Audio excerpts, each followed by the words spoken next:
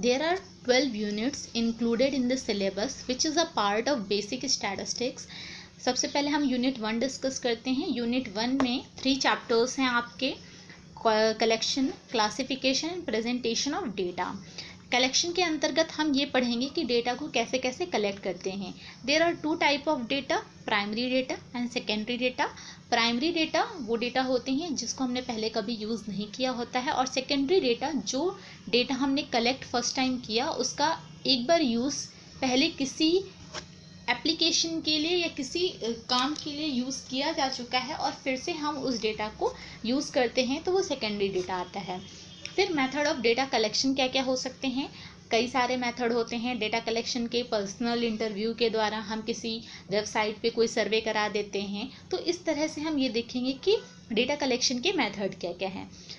Tabulation of data, फिर data को हम कैसे अरेंज कर रहे हैं, कौन सी टेक्नोलॉजी अपना रहे हैं डेटा को अरेंज करने में, वो टेबुलेशन ऑफ डेटा के अंतर्गत पढ़ेंगे। फिर कितने टाइप्स के ग्राफ और चार्ट्स होते हैं जिनका यूज़ हम स्टैटिस्टिक्स में करते हैं। फ्रीक्वेंसी डिस्ट्रीब्यूशन क्या होता है और स्टैटिस्टिक्स में फ्रीक्वेंसी डिस्ट्रीब्यूशन का क्या रोल है। Diagrammatic presentation of frequency distribution, जो भी हमारा फ्रीक्वेंसी डिस्ट्रीब्यूशन है उसको हम डायग्राम के थ्रू कैसे रिप्रेजेंट करते हैं, हिस्टोग्राम, बार ग्राम, ठीक है, और आपका पाई डायग्राम होता है, उसके थ्रू हम अपने डेटा को या फ्रीक्वेंसी डिस्ट्रीब्यूशन को ईजिली रिप्रेजेंट कर देते हैं, ताकि जो भी हमारा डेटा है वो वन टाइम में ही पूरी की पूरी चीज़ें एक साथ समझा सके। The next unit is unit 2, measure of central tendency. Measure of central tendency क्या होता है, कोई ऐसी पर्टिकुलर वैल्यू, डेटा की कोई ऐसी पर्टिकुलर वैल्यू जो पूरे के पूरे डेटा को एक सिंगल वैल्यू के थ्रू डिस्क्राइब कर दें, तो वो मेजर ऑफ सेंट्रल टेंडेंसी होती है। मेजर ऑफ सेंट्रल टेंडेंसी में हम ये देखेंगे कि कौन कौन से common measure of central tendency हैं। ज़्यादातर हम मीन, मीडियन, मोड का यूज़ करते हैं, और भी सेंट्रल टेंडेंसी के मेज़र होते हैं like harmonic mean. Harmonic mean के बारे में भी हम डिस्कस करेंगे, हालांकि यहाँ पे नहीं दिया हुआ है, लेकिन प्रीवियस ईयर पेपर्स को मैंने देखा था, एनालिसिस की थी, तो उसमें हार्मोनिक मीन के, ज्योमेट्रिक मीन के कई सारे क्वेश्चंस आए थे, तो वो भी हम डिस्कस कर देंगे अपने जब भी हम यूनिट 2 आपको कवर अप कराएंगे। उसके बाद हम पार्टीशन वैल्यूज़ को पढ़ेंगे मेजर ऑफ सेंट्रल टेंडेंसी के अंतर्गत। क्वार्टाइल्स, डिसाइल्स और परसेंटाइल्स। पार्टीशन वैल्यूज़ क्या होती हैं, जो पूरे के पूरे अरेंज्ड डेटा को पार्ट्स में डिवाइड कर देते हैं। कुछ डेटा को 4 पार्ट्स में डिवाइड करेंगे, 10 पार्ट्स में डिवाइड करेंगे। अगर 4 पार्ट में डिवाइड किया है तो वो क्वार्टाइल्स कहलाते हैं, अगर हमने 10 पार्ट्स में डिवाइड किया है तो वो डिसाइल कराते हैं। इसी तरह अगर हम 100 पार्ट्स में डिवाइड कर देते हैं तो वो पार्टीशन वैल्यू परसेंटाइल कहलाती है। The next unit is unit 3। Unit 3 में हम मेजर ऑफ डिस्पर्जन पढ़ेंगे।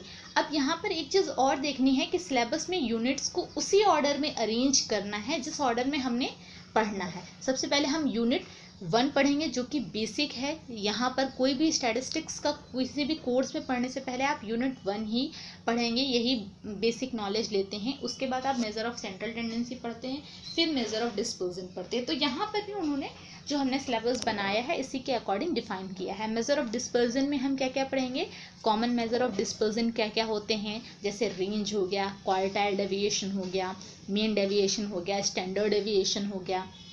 रेंज बहुत सबसे सिंपल मेजर ऑफ डेविएशन होता है।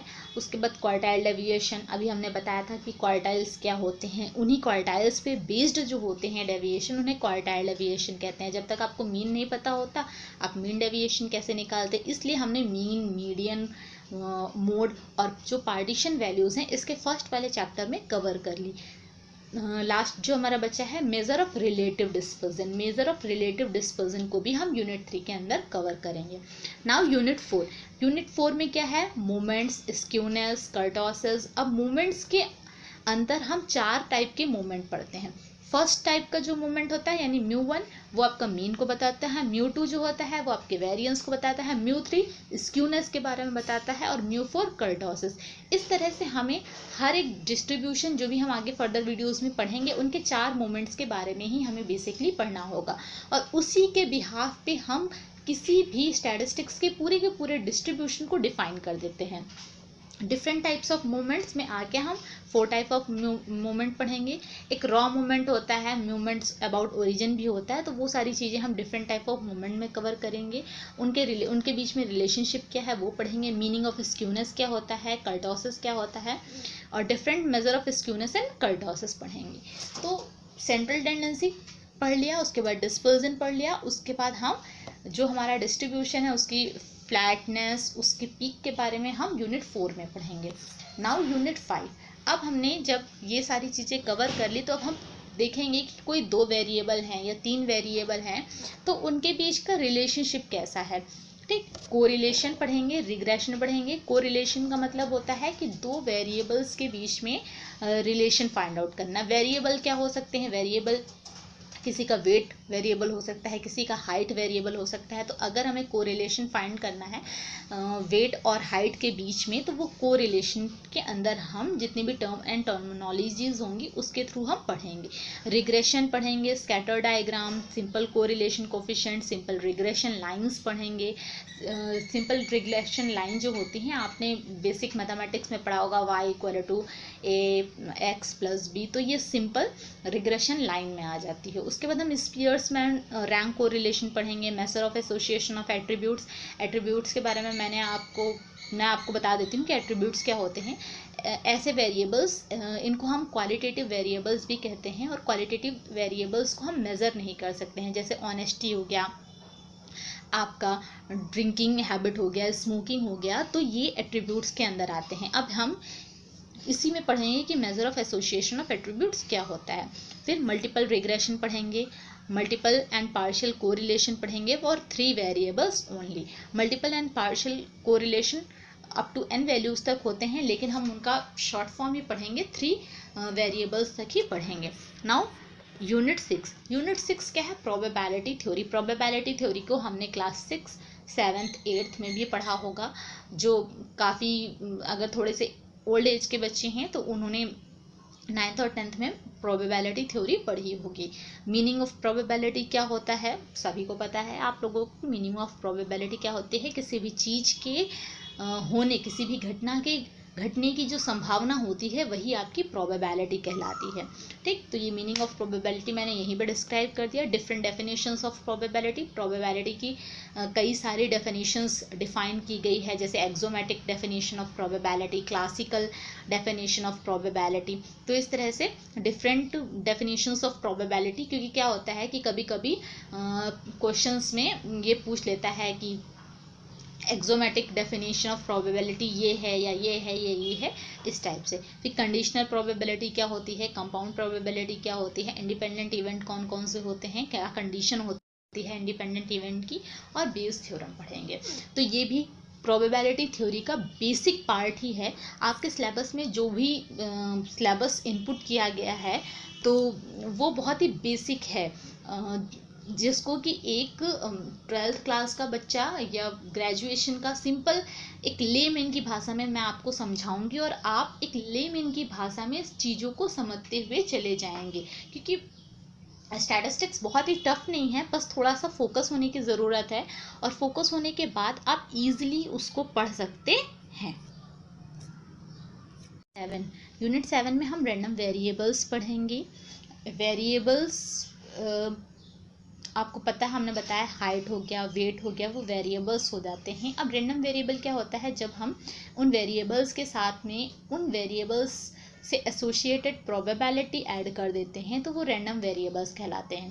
फिर रैंडम वेरिएबल से एसोसिएटेड प्रोबेबिलिटी डिस्ट्रीब्यूशन, यानी कि अगर हम कोई रैंडम वेरिएबल x पढ़ते हैं और वो नॉर्मल डिस्ट्रीब्यूशन को फॉलो करते हैं तो उनसे रिलेटेड हम उसका PDF या PMF फाइंड करेंगे।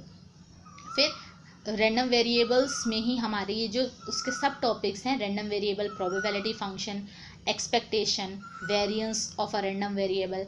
Expectation is nothing but mean, और वेरिएंस μ2 जो हमने पढ़ा था, वेरिएंस उसे ही कहते हैं। फिर higher moment of a random variable, हमने पढ़ा था कि आगे कोई भी डिस्ट्रीब्यूशन है या रैंडम वेरिएबल है तो उसके हम 4 मोमेंट्स कैलकुलेट करेंगे, μ1, μ2, μ3 और μ4। अब रैंडम वेरिएबल में हम कौन कौन से प्रोबेबिलिटी डिस्ट्रीब्यूशन के बारे में पढ़ेंगे वो देख लेते हैं। Binomial, Poisson, normal, exponential distribution, और 5 हमारे प्रोबेबिलिटी डिस्ट्रीब्यूशन है जिनको हम अपने अपकमिंग यूनिट्स में पढ़ेंगे। और फिर joint distribution of 2 random variable, सिर्फ डिस्क्रीट का केस पढ़ेंगे। रैंडम वेरिएबल 2 टाइप के होते हैं, discrete random variable, continuous random variable. जब हम joint distribution of 2 random variable पढ़ेंगे तो हम सिर्फ डिस्क्रीट के केस में ही पढ़ेंगे। नाउ यूनिट 8 जो है वो जेएसओ के लिए बहुत ही इंपॉर्टेंट है, स्पेशली जो लोग सीरियसली जेएसओ की प्रिपरेशन कर रहे हैं, क्योंकि इसी सैम्पलिंग थ्योरी का यूज़ आपको अपने वर्किंग फील्ड में भी करना है। बहुत सारे जब हम सैंपल सेलेक्ट करते हैं तो सैम्पलिंग थ्योरी को ही यूज़ करके इसी के कॉन्सेप्ट के बेसिस पे हम यूज़ करते हैं। तो ये जो चैप्टर है, ये जो यूनिट है, वो आपके आगे आने वाले लाइफ में जो भी आपका वर्किंग एरिया है वहाँ पे यूज़ होने वाली यूनिट है, इसलिए इसको बहुत ध्यान से पढ़िएगा। Concept of population on sample क्या होता है, और पैरामीटर इन स्टैटिस्टिक्स क्या है, sampling and non sampling errors क्या क्या होते हैं, probability and non probability sampling क्या होती है, टेक्निक्स कौन कौन सी हम सैम्पलिंग टेक्निक्स फॉलो करेंगे, SRS simple random sampling, stratified sampling पढ़ेंगे, मल्टी स्टेज सैम्पलिंग पढ़ेंगे, मल्टी फेस सैम्पलिंग पढ़ेंगे, क्लस्टर सैम्पलिंग पढ़ेंगे, systematic sampling, purposive sampling, convenience sampling and Kota sampling. ये सारी हम सैम्पलिंग थ्योरी में डिस्कस करेंगे। अब इनमें से ज़्यादातर हम मल्टी स्टेज सैम्पलिंग का यूज़ करते हैं जब जेएसओ या एसएसओ बन करके फील्ड पर काम करते हैं। स्ट्रेटिफाइड सैम्पलिंग का यूज़ भी होता है स्ट्रेटा बनाने में। मल्टी फेज सैम्पलिंग का यूज़ जो हेल्थ स्टैटिस्टिक्स होती है वहाँ पे ज़्यादातर किया जाता है। पॉपुलेशन और सैंपल क्या होते हैं, पॉपुलेशन आपका जिस भी चीज़ से रिलेटेड आपको स्टडी करनी है, सपोज आपको स्टडी करनी है प्राइस कलेक्शन की, तो आपका ऑल ओवर इंडिया हर एक मार्केट आपकी पॉपुलेशन हो गई। अब हम सारी की सारी मार्केट को एक साथ तो सेलेक्ट कर नहीं सकते हैं, इसलिए हम कुछ सिलेक्टेड मार्केट को सिलेक्ट कर लेंगे और उनके बिहाफ पे ऑल ओवर इंडिया का जो इंडेक्स है वो जारी कर देते हैं। ठीक, तो आपको आई होप कि पॉपुलेशन और सैंपल का कॉन्सेप्ट जो है समझ में आ गया। सैंपल जो होता है वो पॉपुलेशन का एक छोटा सा पार्ट होता है। अपनी कन्वीनियंस के लिए हम पूरी पॉपुलेशन की इंक्वायरी ना करके उस सैंपल की इंक्वायरी कर लेते हैं और साइंटिफिक मैनर पे उस सैंपल को सेलेक्ट करते हैं। ऐसा नहीं कि ऐसे ही सिलेक्ट कर लिया, with scientific manner we select a sample and describe all those thing about the population on the basis of sample के बेसिस पे ही हम population की सारी कैरेक्टरिस्टिक्स को डिफाइन कर देते हैं। ठीक है, अभी हमारा यूनिट 8 में रह गया है कि सैंपल डिस्ट्रीब्यूशन और उनसे एसोसिएटेड स्टेटमेंट भी हम पढ़ेंगे। सैंपल साइज, जब हम सैंपल सेलेक्ट करते हैं तो एक इम्पॉर्टेंट क्वेश्चन आता है कितना हमें सैंपल का साइज रखना है जिससे कि हमारी पूरी की पूरी पॉपुलेशन की सारी कैरेक्टरिस्टिक्स डिफाइन हो जाए। नाउ यूनिट 9, अब जब हमने सैम्पलिंग थ्योरी पढ़ ली तो अब हमें जो भी हमने सैम्पलिंग थ्योरी पढ़ करके जो स्टैटिस्टिक्स निकाली हैं उनका क्रॉस चेक करना है। जब उनका क्रॉस चेक करना है तो हमें स्टैटिस्टिकल इन्फरेंस पढ़ना है। स्टैटिस्टिकल इन्फरेंस में हम सबसे पहले एस्टिमेशन थ्योरी पढ़ेंगे और फिर हाइपोथेसिस टेस्टिंग थ्योरी पढ़ेंगे। एस्टिमेशन थ्योरी में 2 टाइप के एस्टिमेशन होते हैं, point estimation, interval estimation. Point estimation में हम एक सिंगल वेरिएबल को सिंगल वैल्यू से एस्टिमेट करते हैं, और इंटरवल एस्टिमेशन में इंटरवल आपको पता है कि जब हमारा वेरिएबल कंटिन्यूअस होता है तो हम प्रेफर करते हैं कि इंटरवल एस्टिमेशन करें। अगर हमें कोई सिंगल पॉइंट नहीं मिल पा रहा है तो हम एक इंटरवल डिफाइन कर देते हैं कि इस रेंज में हमारी जो स्टैटिस्टिक्स है वो लाई कर रही है, तो वहाँ पे इंटरवल एस्टिमेशन का यूज़ करते हैं। फिर है properties of good estimator. Estimation हमने कर लिया, एस्टिमेशन करके हमने एस्टिमेटर फाइंड आउट कर लिया। अब जब एस्टिमेटर हमने फाइंड आउट कर लिया तो क्या करेंगे, हम उसकी प्रॉपर्टीज डिफाइन करेंगे। क्यों डिफाइन करना ज़रूरी है, क्योंकि जब तक हम किसी भी एस्टिमेटर को उसकी प्रॉपर्टीज़ के साथ डिफाइन करके ये प्रूव नहीं करते कि ये हमारी पॉपुलेशन के लिए बेस्ट है, तब तक उस एस्टिमेटर का कोई मतलब नहीं होता है। इसीलिए हमें प्रॉपर्टीज़ ऑफ गुड एस्टिमेटर पढ़ना भी बहुत ज़रूरी है। प्रॉपर्टीज़ ऑफ गुड एस्टिमेटर में चार पांच प्रॉपर्टीज़ आती हैं, जिसमें से चार मेन होती हैं। पहली होती है अनबायसनेस, दूसरी होती है आपकी मिनिमम वेरिएंस होना चाहिए, कोई भी एस्टिमेटर है उसका वेरिएंस मिनिमम होना चाहिए, सफिशिएंसी हम पढ़ते हैं, कंसिस्टेंसी पढ़ते हैं। ठीक, ये चारों प्रॉपर्टीज़ हम प्रॉपर्टीज़ ऑफ गुड एस्टिमेटर में पढ़ेंगे। फिर मेथड ऑफ एस्टिमेशन पढ़ेंगे। किसी भी एस्टिमेटर को एस्टिमेट करने के लिए बहुत सारे मेथड हैं, जिसमें से मेन जो मेथड है MLE means maximum likelihood estimation, LSM least square method, moments method, ये सारे मेथड भी हम यूनिट 9 में पढ़ेंगे। फिर जो भी हमने एस्टिमेट फाइंड आउट किया है वो हमारी पॉपुलेशन का गुड रिप्रेजेंटेटिव है या नहीं है, या जो हमें वैल्यू पॉपुलेशन की दी हुई है उस पर फिट बैठ रहा है या नहीं बैठ रहा है, तो उसके लिए हम हाइपोथेसिस टेस्टिंग करेंगे, टेस्टिंग ऑफ हाइपोथेसिस करेंगे। बेसिक कॉन्सेप्ट ऑफ टेस्टिंग क्या क्या होते हैं वो सारे हम डिस्कस करेंगे। स्मॉल और लार्ज सैंपल टेस्ट, अभी जब हमने आपको जब हम आपको सैम्पलिंग के बारे में पढ़ा रहे थे तो हमने ये डिस्क्राइब किया था कि हमें सैंपल कैसे फाइंड आउट करना होता है। तो वहाँ पर भी दो टाइप के हम सैंपल फाइंड आउट करते हैं, एक स्मॉल सैंपल और दूसरा लार्ज सैंपल। तो बेसिकली जो जेएसओ के फील्ड में हम काम करते हैं वहाँ पे हम लार्ज सैंपल को ही फाइंड आउट करके काम करते हैं, और उन्हीं स्मॉल और लार्ज सैंपल पे जो टेस्ट लगते हैं वो small and large sample test कहलाते हैं। फिर test based on Z, T, chi square, F statistics, हम इन सारी स्टैटिस्टिक्स पे बेस्ड टेस्ट को भी पढ़ेंगे, और इन सारी स्टैटिस्टिक्स पे बेस्ड कॉन्फिडेंस इंटरवल कैसे निकालना है वो भी देखेंगे। नाउ यूनिट 10, यूनिट 10 में एनालिसिस ऑफ वेरिएंस है, analysis of one way classification और analysis of two way classification.